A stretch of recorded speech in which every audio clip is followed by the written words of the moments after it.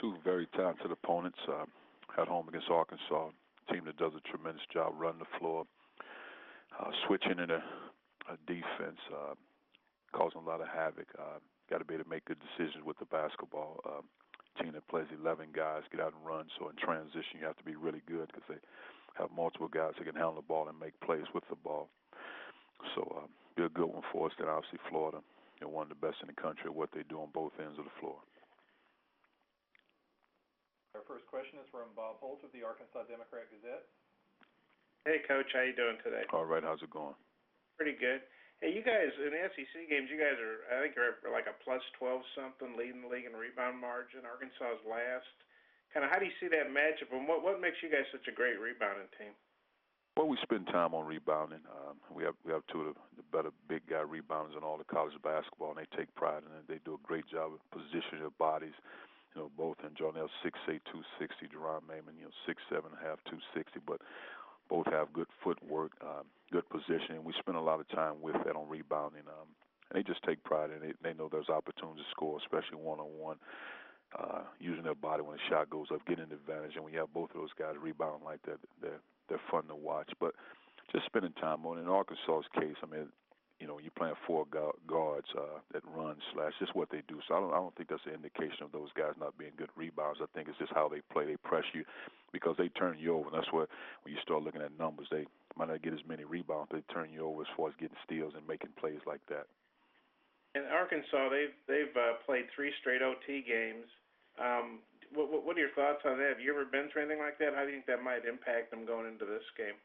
I think you have young guys that are resilient. They're looking forward to the next game.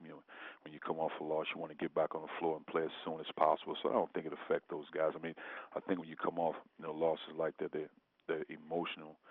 So you got to bounce back from that. But as far as those guys, they run 11 deep. They'll be ready, have fresh legs, and that's a great thing about when you play 11 guys that are very effective. You still have fresh legs as opposed to maybe 5 or 6 guys that can get bogged down. But I don't think that'll affect those guys. Next question is from Jimmy Himes of Sports Talk in Knoxville. Cuonzo, in the first half, Julius Randle had 16 points, I believe, held him to 2 in the second half. What did you do differently to contain him? Well, the thing about it, with his 16 in the first half, you give him a credit for being aggressive in attack mode.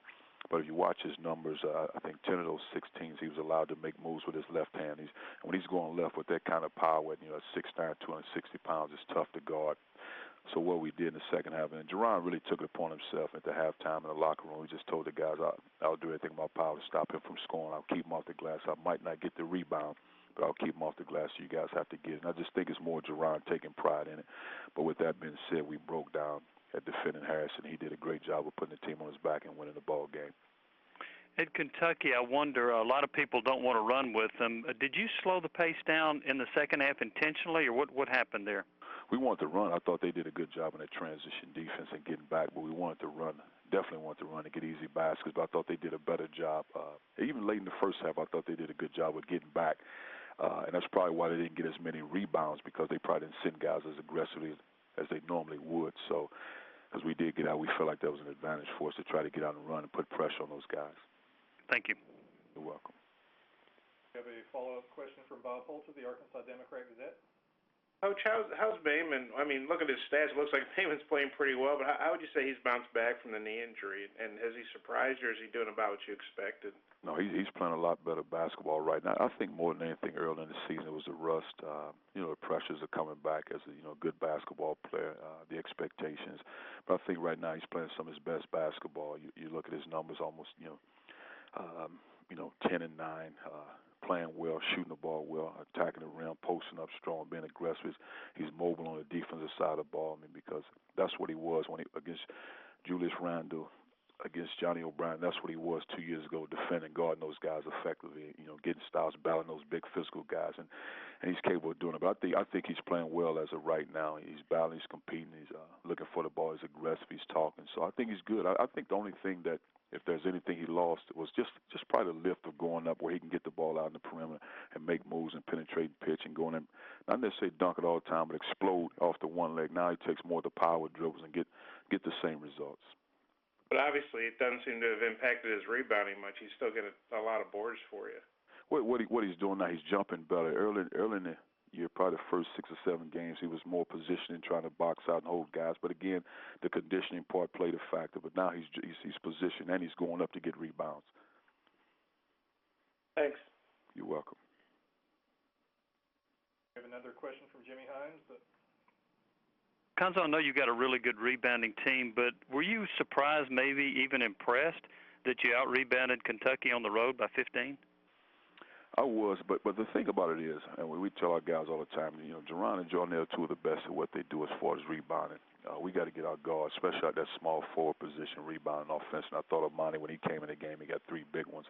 We got to get that position rebounding better to help those guys because we knew going into this game our guards had to do a good job in rebounding because of the way they're big guys. You're talking about the best of the best as far as bigs at rebounding on both ends, offense and defense on both teams. So some had to give, but I thought, just Jonell and Jerron, they were just resilient. They didn't want to let up, and they did a tremendous job accepting the challenge. And with Jarnell, there have been times in the past where length has caused him a problem, but against Kentucky's length, 20 points, 15 rebounds, what did you think about his play against Kentucky? Well, to Jarnell's credit, to his defense, he's done a good job of really being a student. He always came and watched film, but now he's studying the film and understanding that. And the thing I tell him, if you get your shot blocked, get it blocked 10 times. That means you're aggressive, you're in attack mode. And he was aggressive. He's in attack mode from start to finish. Just really use his butt, use his hips and everything, and maneuvering, getting around those guys and going up, but also facing up and making plays. But I just thought he was very aggressive from start to finish. And like you mentioned in the past, I wouldn't necessarily say would have shied away, but it probably would have pressed out more on the perimeter as opposed to standing in attack mode around that rim. And I thought he did a tremendous job.